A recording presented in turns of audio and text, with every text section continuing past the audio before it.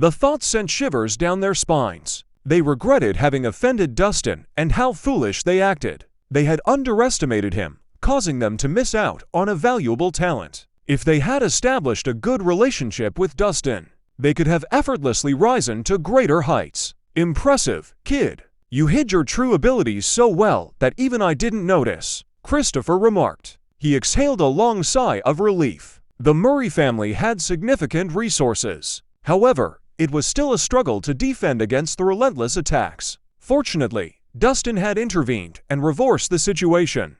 Otherwise, the mansion might have witnessed more bloodshed. He did it. Dustin won. We don't need to escape anymore. Sheila cheered with tears of joy. Caden displayed a mix of emotions. He couldn't decide whether to be happy or worried. Their survival in this dire situation was undoubtedly a cause for celebration.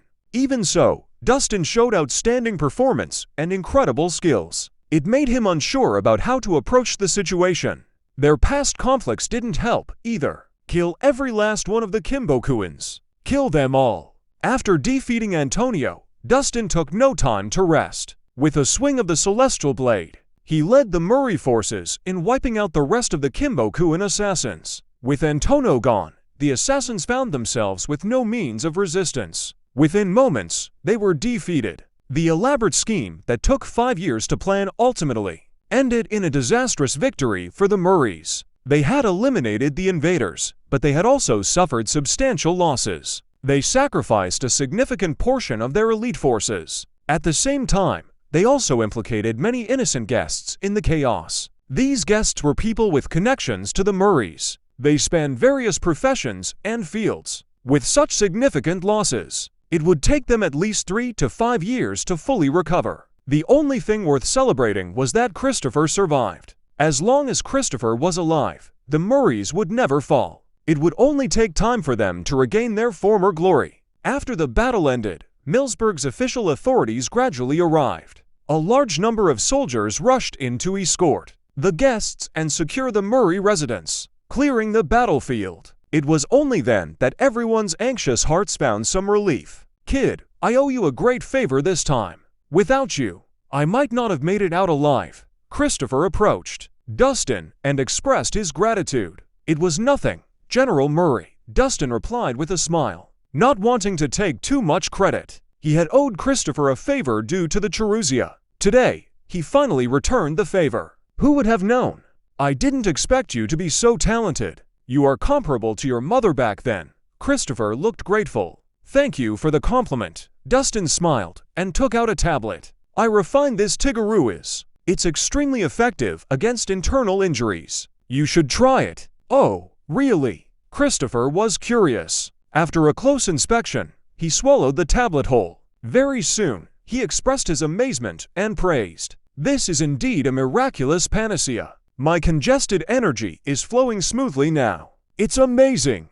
I can't believe you're not only skilled in martial arts, but also mastered alchemy. You are truly a talent in both the literary and martial arts. If only a talented, handsome young man like you could become my grandson-in-law, that would be wonderful. Upon hearing that, Sheila, who had just approached them, blushed instantly. Christopher had chosen his words intentionally. On one hand, he genuinely admired Dustin. He saw him as a young talent who excelled in both the martial and literary arts and had a promising future. Not only that, he also had an impeccable character and a pleasant personality. A young prodigy like him was a rare find in the whole of Dragonmarsh. If only Dustin could become his grandson-in-law, the Murray family would be in good hands. On the other hand, he had Sheila's well-being in mind. She was a kind-hearted and rather innocent girl who easily fell for deceit. She needed a strong protector by her side, and Dustin was the best choice. They were the perfect match. Sheila stood quietly behind the both of them.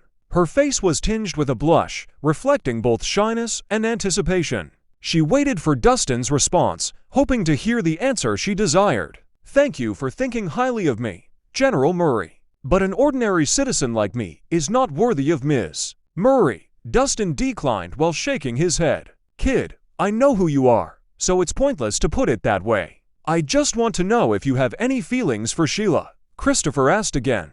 General Murray, we're just friends. That's all, Dustin replied decisively. Just friends? Christopher frowned slightly. Why did it sound awkward? Didn't Dustin say he saw her as a sister? Why did he make it sound so distant now? Sheila's face stiffened when she heard that. She was disappointed. Kid, why don't you reconsider? Christopher was reluctant to admit defeat. He put down his pride for the sake of his granddaughter's happiness. General Murray, some things are best not forced. Dustin shook his head again, his gaze resolute. Christopher sighed. All right. I won't interfere in the affairs of you young people, he conceded. General Murray, I believe I'm not needed here any longer. I will take my leave now. Dustin respectfully bid his farewell and prepared to depart. Dustin! Sheila couldn't help but call out to him. Dustin turned around, confused. He asked, What is it, Ms. Murray? Dustin, I'm really sorry for the misunderstanding.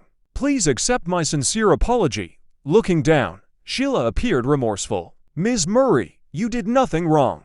I've never put the blame on you, so you don't have to apologize. Dustin shook his head. It didn't matter who was right or wrong. It was only a matter of trust. Sheila had made her decision, and he had no reason to feel dissatisfied. Will we see each other again? Sheila gripped the corner of her shirt, feeling nervous and hopeful. Dustin appeared polite and courteous. However, for some reason, he felt distant. He used to call her Sheila, but he now addressed her as Ms. Murray. It showed just how much distance had grown between them. We will meet again if fate allows it. Goodbye, with a faint smile. Dustin walked straight out of the Murray residence. Dustin! Sheila felt empty as she watched him leave. It was as if something important was slowly slipping away. What happened between you two? Christopher's curiosity got the better of him. Sheila hesitated. Finally, she decided to briefly recount the situation. Christopher was exasperated after hearing her story. How can you be so foolish? Can't you distinguish right from wrong? You believed the slander those scoundrels spewed, but confronted the one who helped you. Why you're going to drive me mad. Rampa, I know I was wrong. Can you help me? Sheila asked weakly. Christopher let out a soft sigh. The more talented one is, the more prideful they become.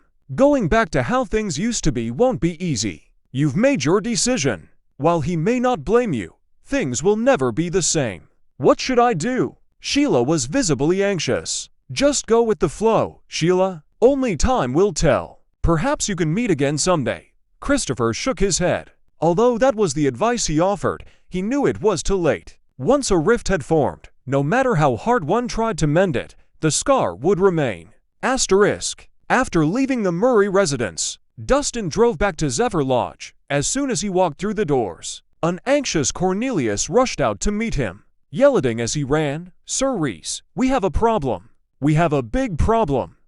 Dustin frowned instantly. What happened? Why are you so anxious? Calm down and tell me. It's the Scarlet Warrior. She's here. Cornelius was breaking out in sweat. What about it? It's not like you've never seen her before. What's with your reaction?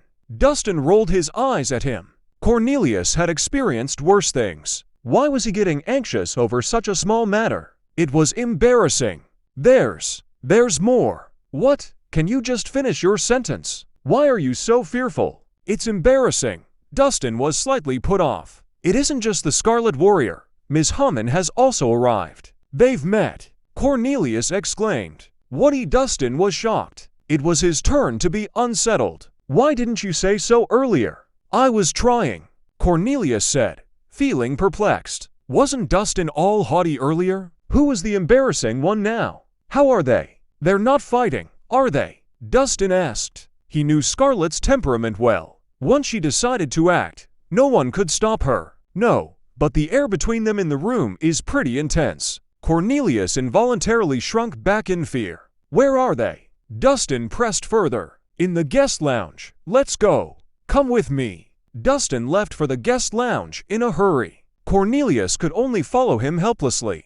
Meanwhile, inside the guest lounge, Natasha was seated at the main seat. She was leisurely drinking her tea. On the other hand, Scarlet was seated next to her, engrossed in a military strategy book. Senior members of the Kirin gang stood respectfully on both sides, hardly daring to breathe. It was extremely stifling.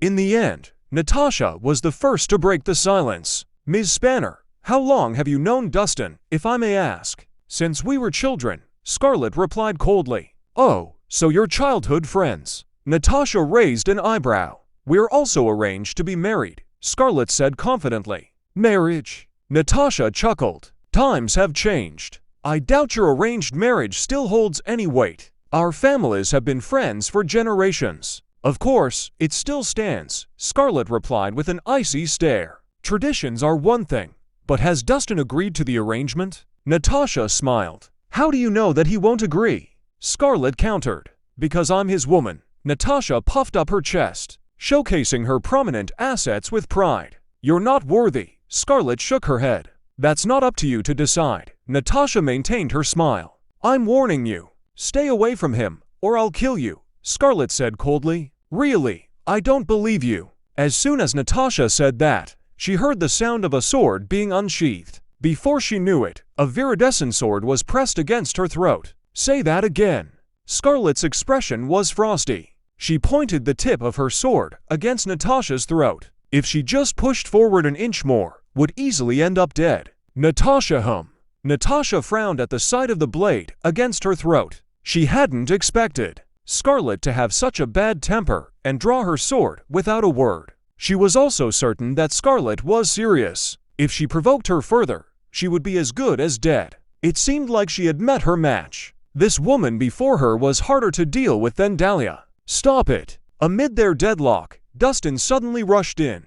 Dustin, you're here. Scarlett immediately sheathed her sword. Her previous cold demeanor was replaced by a smile. Scarlett, what were you doing earlier? Dustin frowned, evidently displeased. Nothing. I was just joking around with Ms. Hammond, Scarlett said with a smile. Joking around. Dustin turned to Natasha and asked softly, Are you hurt? I'm fine. I was bored earlier and asked to see Ms. Spanner's sword. She was just handing it to me. Natasha smiled. Her words surprised Scarlett. She thought Natasha would rat her out. She didn't expect her to cover up for her instead. Thankfully, you're fine. Swords are dangerous. Be careful next time. I don't want any of you getting hurt, understand? As he emphasized the last word, he turned his attention towards Scarlett. His gaze carried a hint of warning. Okay, I got it. Scarlett lowered her head like a student getting scolded by their teacher. Anyone who witnessed that scene would have been astonished. Who would dare to lecture the Scarlet Warrior in the whole of Dragonmarsh? Dustin, come with me for a moment. 11. Natasha plastered on a professional smile before walking out of the guest lounge. Dustin felt inexplicably uneasy. Still, he knew he had to confront the situation. He followed her to a secluded area, where Natasha stopped. She turned around, her smile even brighter. Dustin's uneasiness deepened. Her smile seemed to hide a different agenda. Ask away, Natasha. I have nothing to hide. Dustin was somewhat hesitant. Don't be so nervous. I won't bite. Natasha dusted off his shoulders. She said with a smile. Why don't you tell me who Ms. Spanner is? She doesn't seem like an ordinary woman. To be honest, Scarlett is the Oakvale Spanner's daughter. She is also known as Dragonmarsh's goddess of war, Dustin said truthfully. Scarlett Spanner. The Scarlet Warrior. Natasha raised an eyebrow. I can't believe it's her. Natasha had heard of the Scarlet Warrior. She was Oakvale's top female prodigy among the younger generation. She was one of the most prominent figures in Dragonmarsh, regardless of status or identity. What's your relationship with her? Why is she looking for you? Natasha's curiosity grew. She had always believed that Dustin was no ordinary man. Even so, she didn't expect him to be connected to a prodigy like Scarlett. Our mothers were good friends. That's why we've known each other since childhood. However, I left Oakvale 10 years ago, and we've lost contact ever since. It was only recently that we ran into each other, Dustin explained in detail. So you really were childhood friends? Natasha asked in jealousy. So the arranged marriage she mentioned was true. What arranged marriage? It was just a childhood promise. It was nothing serious. Dustin shook his head. Ever since my mom passed away, the relationship between our families had become distant. Besides, I've always seen her as a sister, nothing more. A sister, Natasha said with a tinge of resentment. But she doesn't seem to see you as just a brother. She's so beautiful. Are you sure you won't fall for her? No matter how beautiful she is, can she compare to you? Dustin replied seriously. That's true. Natasha was visibly delighted. Since when did you become a smooth talker? I didn't expect that. I'm just stating facts, Dustin said righteously. Natasha laughed. All right, you passed. She beamed. I won't hold Scarlett's situation against you, but you need to be careful. That kid seems to rely on you a little too much. If you don't handle the situation well, it might destroy her.